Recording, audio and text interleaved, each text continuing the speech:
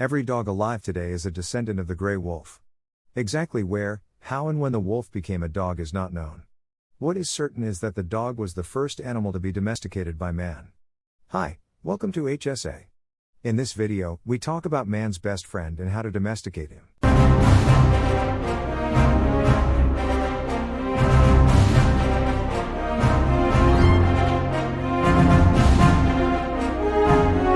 The first domesticated dogs lived alongside the hunting caveman. As man's companion, the dog played a major role in the Neolithic Revolution, contributing to man's emergence from the animal world and radically transforming his life. Man and the dog combined their hunting and territorial instincts to the benefit of both species. It has been suggested that the dog also helped Homo sapiens to displace Neanderthal man from their common habitat. The first link between the dog and man was certainly a shared diet. Man chose dog and dog chose man because both species are carnivorous. The cooperation between dog and man made possible higher forms of hunting. There are now 77 million dogs in the United States alone, but there is probably not one of these pets that is like the dogs that lived with man 10,000 years ago. The evolutionary history of dogs is complicated by the fact that the further back we go, the harder it is to distinguish between the remains of wolves and dogs. For a long time, dog remains from the Holocene epoch, 9,000 to 14,000 years ago, were considered the oldest. But later, finds more than 30,000 years old were discovered and also identified as dogs. The diversity in the location and age of the finds is interpreted by some researchers as indicating that the dog may have been domesticated at different sites and at different times. The dogs probably lived in the vicinity of more or less settled humans, where they could have had access to the remains of man's prey.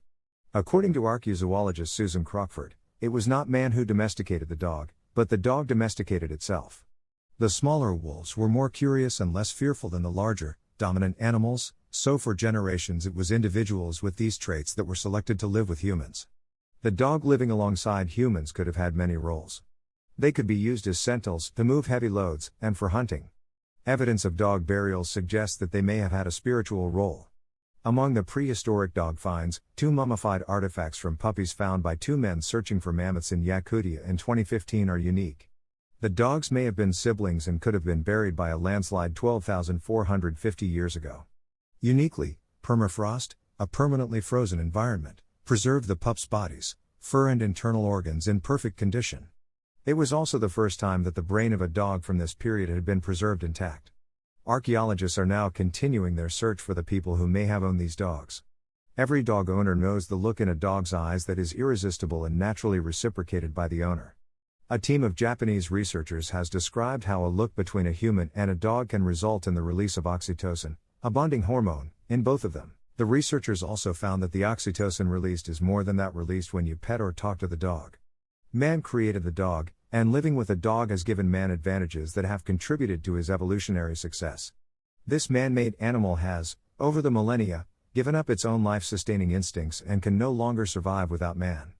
Biologically speaking, humans living today can live without dogs, but most people, regardless of country or culture, have a deep instinctive attraction to dogs. Dogs are part of the family in most families. The dog is man's best friend. I hope you liked the video. What do you think? Let me know in the comments. Thanks for your attention.